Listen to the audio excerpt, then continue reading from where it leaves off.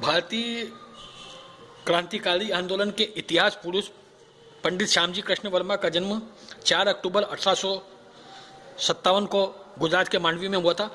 पंडित श्यामजी कृष्ण वर्मा जब दयानंद सरस्वती ने बम्बई में आर्य समाज की प्रथम स्थापना की तो उनके संपर्क में आए और उसके बाद उनका जीवन बदल गया। श्यामजी कृष्ण वर्मा ने इंग्लैंड में जाकर बैरिस्टरी की परीक्षा पास करी। उसके बाद कुछ समय के लिए वे भारत में कई देशी रियासतों के दीवान रहे और उन्होंने भारत में राष्ट्रीयता की भावना का जगाने का काम किया और कई राजा महाराजाओं को राष्ट्रीयता की भावना से ओतप्रोत किया।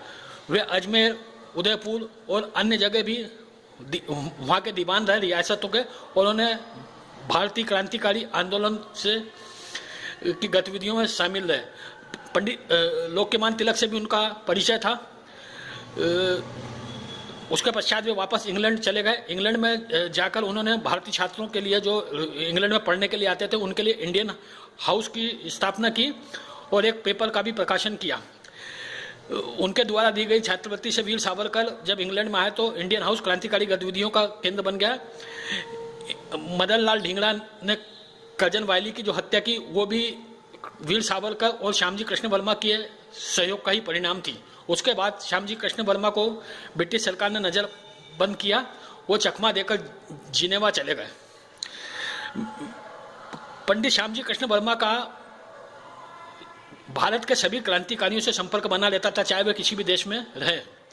उन्होंने धन संपदा और आर्थिक रूप से क्रांतिकारियों की काफ़ी मदद की और भारत के राष्ट्रीय नेताओं से भी उनका परिचय बना रहा। वे क्रांतिकारियों के भीष्म पितामह थे।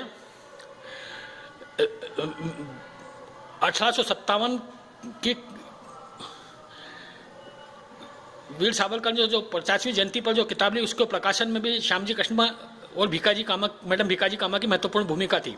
भारत का जो प्रथम ध्वज जर्मन उद्गार सोसाइटी में लहराया मैडम भिकाजी कामा ने, उसमें भी श्यामजी कृष्ण वर्मा का योगदान था।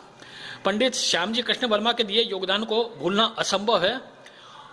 वे भारतीय क्रांतिकारियों के युग पुरुष थे। उनकी मृत्यु पर उस समय लाहौर जेल में भगत सिंह ने उनकी मृत्यु पर श्रद्धांजलि दी। श्यामजी कृष्ण वर्मा भारत के क्रांतिकारी आंदोलन के शिलाखा पुरुष और वीर पुरुष थे। लैटिन, संस्कृत और ग्रीक भाषा पर उनका अध्ययन था। हम उनको प्रणाम करते हैं, उनको नमन करते हैं। जय हिंद, जय भारत।